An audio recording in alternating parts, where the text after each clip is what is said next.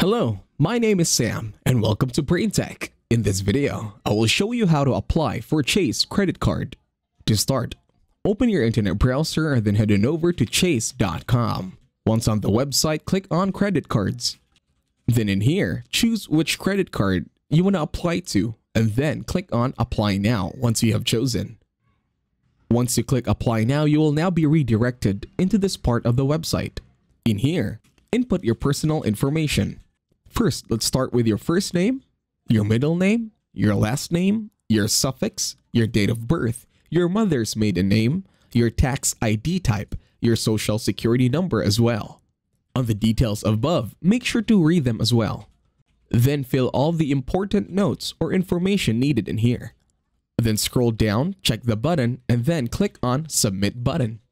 And that's it. Thank you very much for watching. Please leave a like, share, and subscribe to the channel.